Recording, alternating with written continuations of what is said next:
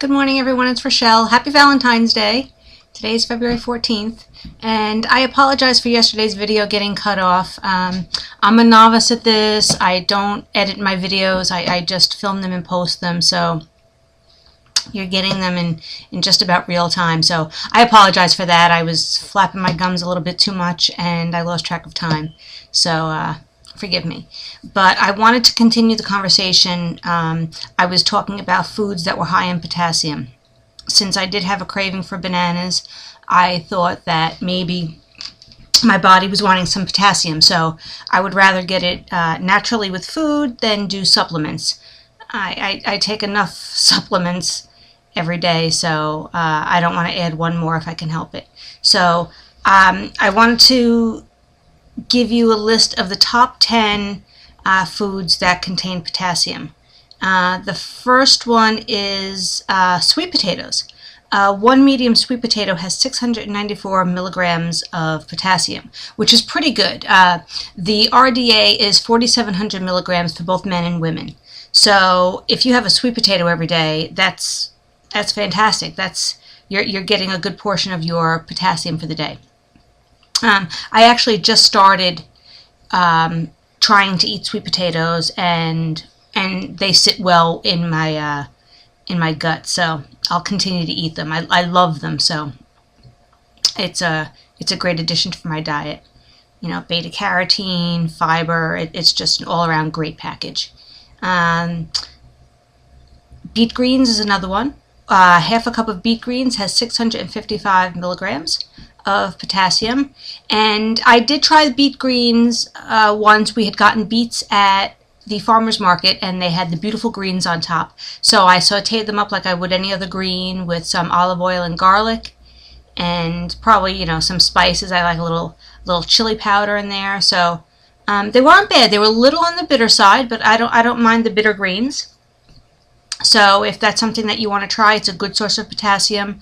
Obviously full of minerals and all the great stuff that comes with leafy greens. Regular white potatoes are high in potassium. Now, I am not eating those currently. I think they're a little bit of a trigger food for me. And I noticed that when I was trying to follow Dr. McDougall's plan, is that I could really overdo it on white potatoes.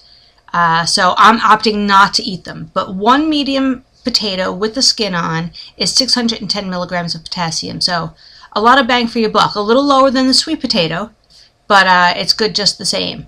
Next is white beans. I am not currently eating white beans.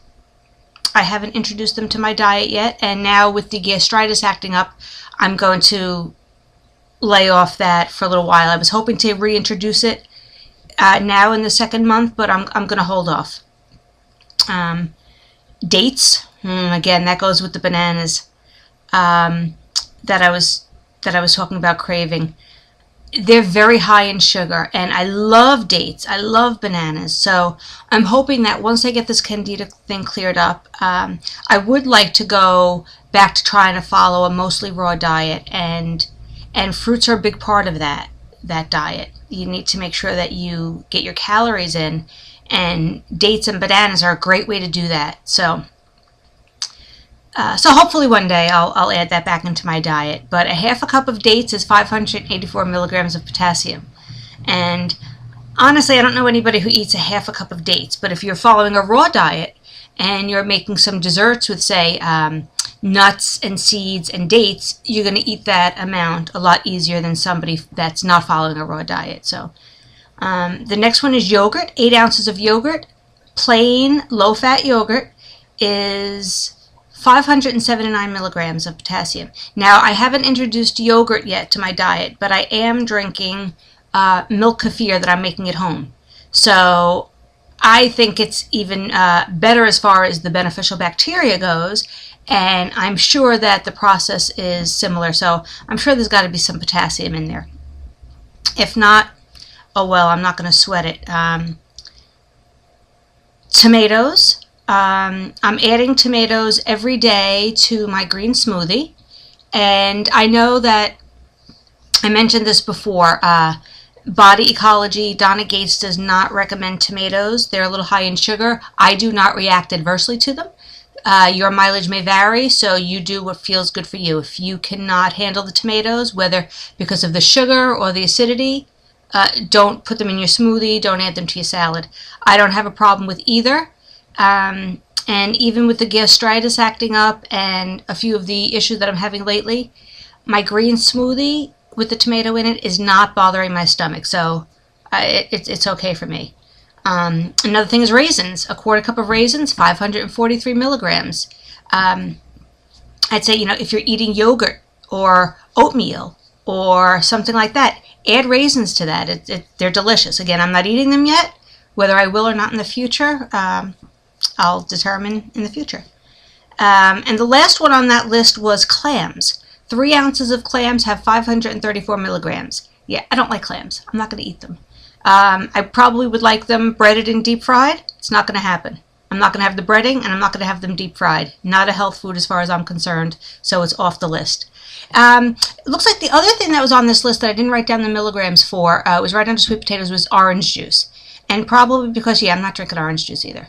If I have to worry about fruit and the sugar content, as I introduce it, it's not going to be juice that I drink. That's going to be sugar that's going to go right into my system. I'm going to eat the whole fruit. So if I do introduce oranges in the future, it'll be the whole fruit. It will not be the juice. So again, you do what feels good for you. If your potassium is a little on the low side and you want to drink orange juice, go right ahead. It's not for me. The candida would probably go crazy. With my gastric bypass, I would probably dump, and that's not a fun thing to have happen. So that's it. You just got to be careful. You have to know how your body reacts to food. I guess I had mentioned the milk kefir. I've been making my own milk kefir, and I had gotten some grains from someone here in New Jersey, and she shared them for free off of Craigslist, and I was lucky enough to find her, and she shared, and I've only been making it for a short time, and my grains, I think, have tripled in that time. So they're beautiful grains, and if anybody that is in the area in northern New Jersey and you are interested in some kefir grains, I would be happy to share with you. I just don't know enough to be able to ship them safely so that they get to you on time. So it would have to just be something that we can trade in person. So I'd be happy to share with you. Just post a comment below if you would like some, and I'll contact you. If we're friends on Facebook or you have my email, you can contact me that way. I'd be happy to share. I probably have at least 1 or 2 servings that I can share. I actually had to put them in the refrigerator and store them because I already have 2 quarts made, and I'm making it quicker than I can drink it. So, so they're yours for the asking. Well, I'm off to work now. Have a great day, and here's to your health. Bye now.